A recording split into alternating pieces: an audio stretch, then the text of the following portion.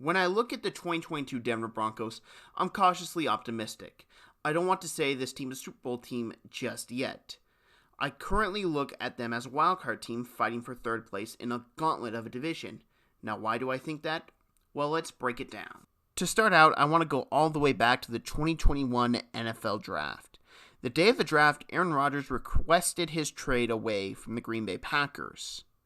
No one knew where he was going to end up, but everyone thought they had an idea of where he wanted to go. And that was the Denver Broncos. Now you might ask, why would Aaron Rodgers want to go to the Denver Broncos after having a losing season and overall just struggling to get their feet under them under Vic Fangio? Well, they had a lot of young talent, and they had a bright young future with that defense.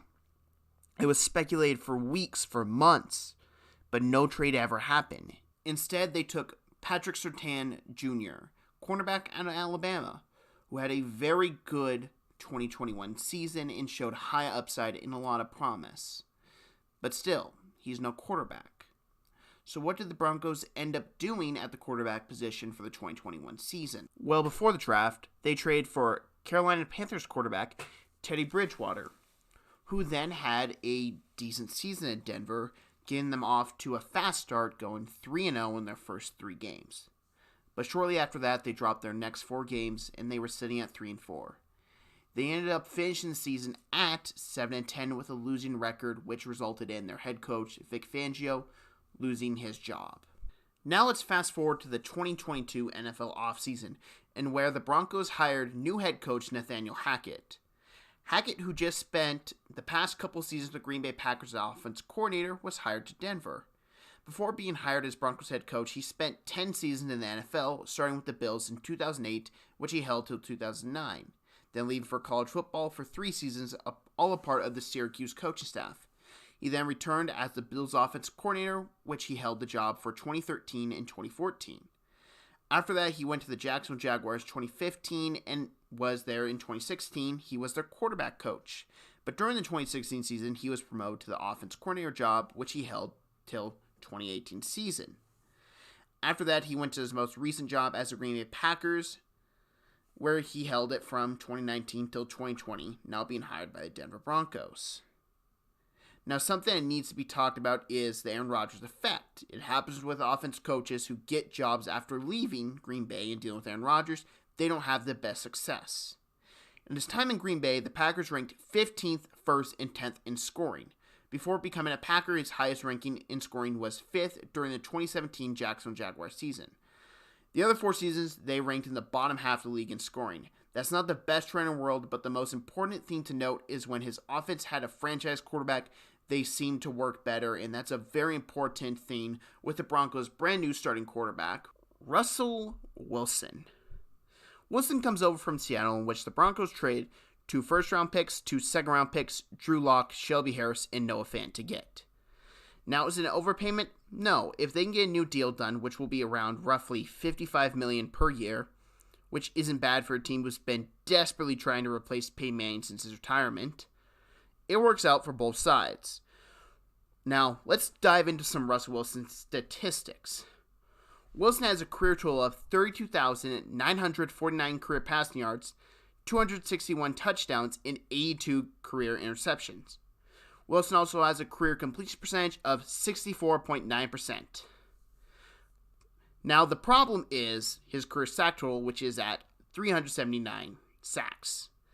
Now, why am I pointing this out? This is a brand new team, a better O-line. No way Wilson gets sacked that often. Well, there's a problem with that thought process. Wilson's play style leads to him holding on the ball on average 2.8 seconds before throw. Why am I pointing it out? Well, it's because that's not that good. The fast throw time was Ben Roethlisberger in the 2021 season at 2.38 seconds. So how much does 0.4 seconds matter? A lot. The more time you give an NFL pass rush to hit you, it leads to unnecessary hits, it leads to turnovers, it leads to bad stuff. Another thing is 2.8 is quicker than the 2020 season, which was at 2.97. To compare it to former Broncos quarterback Drew Lock, Lock had a faster time throw in 2020 at 2.87, with a much better O-line than Wilson has had. I'm not here saying Drew Lock is a better quarterback than Wilson. or that he reads plays faster, because I'm not. Russell Wilson's a much better quarterback than Drew Lock, leaps and bounds. But Wilson has two big issues with holding on the ball. The first one is inside 20 yards, he really throws over the middle of the field, which isn't uncommon to someone of Wilson's height. It's hard to read over the O-line. It's hard to see defenders. Wilson will instead hold on to the ball and throw it deep. You're not going to get those big plays. It's often, though, to start out in Denver just because the receivers don't have game reps with Wilson as receivers like Tyler Lockett and DK Metcalf. You're not going to see the over-the-shoulder throws, which somehow fall perfectly in Tyler Lockett's hands. You're not going to see that in the first 8 weeks, I'd say, because that's something that you build over time. Now, am I saying this is a bad trade? Absolutely not. Denver has need a starting quarterback that is worth something, instead of going with who can we have to play this year and who can we look at the draft. They have not drafted well. They have not found talent well.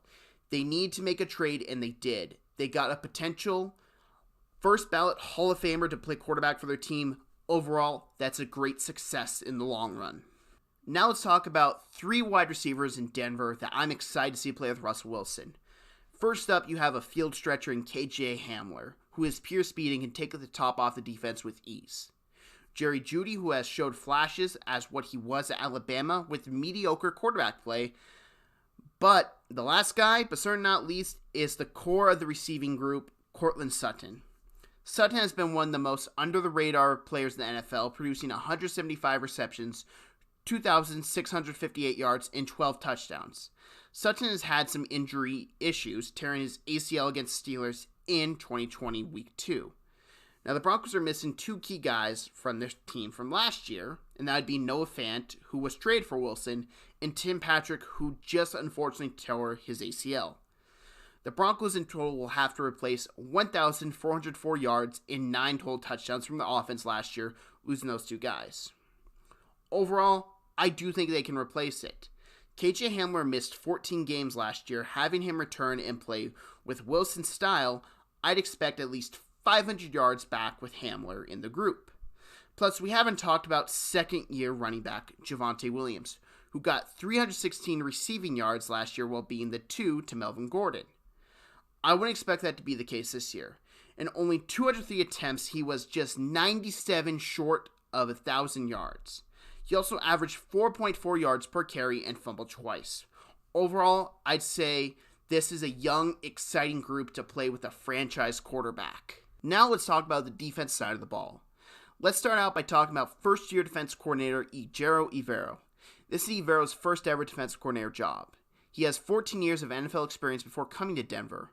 Evero was first hired by the Tampa Bay Buccaneers in 2007 as a defensive quality control coach. He held that job till 2009.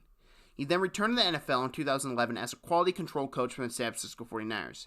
He then spent 2 seasons as offensive assistant coach, then returned to the defense side of the ball for the 2014-2015 season, all with the 49ers. He then spent the 2016 season in Green Bay as defensive quality control coach. After that, he went to LA to become the Rams safeties coach for the 2017 till 2020 season. He then became their secondary pass game coordinator in 2021, winning a Super Bowl with the LA Rams. Now, one thing to note is he is a disciple of Vic Fangio. He worked under Vic Fangio in 49ers, and he has that same philosophy that they're probably hoping to keep the wording the same, the overall everything practically the same with their defense last year, which was a very good defense. Do I think the Broncos are going to have a great defense? I don't know for certain. I think we're going to have to dive into this when I talk about the players. But for a first-year defense coordinator, I'm just going to say lower your expectations. They're probably not going to be as good as they were last year. In points last year, the Denver Broncos ranked 3rd best in the NFL, only giving up 322 points. That just goes to show you how much the offense struggled last season. Now, you will see a drop-off in their defense this year, and that's strictly due to the fact Vic Fangio, one of the game's best defensive coaches, is no longer there. But there is promise. You have guys like Bradley Chubb, Patrick Surtain, Josey Jewell, young guys who can hopefully take a step forward. Then you brought in Randy Gregory from the previous free agency period, who will be the number 2 behind Bradley Chubb in pass rushing. Then you look at arguably the best defensive player in Justin Simmons, who is their overall game changer in my opinion. Simmons last year had 5 interceptions and he also broke up 7 passes. He did help in the sack department as well, gaining 1.5 sacks. In order to win an AFC West title, they need their young guys to take a step forward this year. Bradley Chubb needs to step up and play like a top 5 pick. And hopefully with the help of Randy Gregory helping him avoid double teams, he can. He needs Patrick Surtain to build off of his great rookie year and continuing to become a top lockdown corner in the league. The Broncos are going to have to rely on their youth to take a step forward. That's the one goal for the defense this year. Now, my overall thoughts on the Broncos and where I think they will be this year. I think they can contend for a wildcard spot. I don't think they're going to be able to beat the Chiefs for the AFC West title, and I think they're going to have issues surpassing the Chargers for second place in the AFC West. But I do think the pieces are there for a playoff run. Maybe not for the 2022 season, though. But the 2023 season is when I would start having higher expectations for the Broncos. Peyton's first year in Denver didn't lead them to the Super Bowl. Instead, they suffered a heartbreaking playoff loss to the Baltimore Ravens. But if the Broncos can make the playoffs and get to the divisional round, like the first year under Manning, then you're off to a great start. But we need to look at it like this. This is a brand new team almost everywhere. You have a brand new quarterback. Your coaches are all new. This is a new team. They're not going to get out to the blocks running. They're not going to start out 4-0. They're not going to start out 5-0. There's going to be ups and downs early going into the season. The important thing is how they play down the stretch. And I think they'll be a much better, a much more dangerous team come November and December. I'd like to thank you for watching this video. If you like this video, please hit that like button. And if you're new and you like this overall and you want to come back next week, hit the subscribe button. And if you want to debate me, if you have disagreements, go down in the comment section. I don't mind talking about it. It's football. I love talking about football. But do come back next week as I talk about Davis Mills.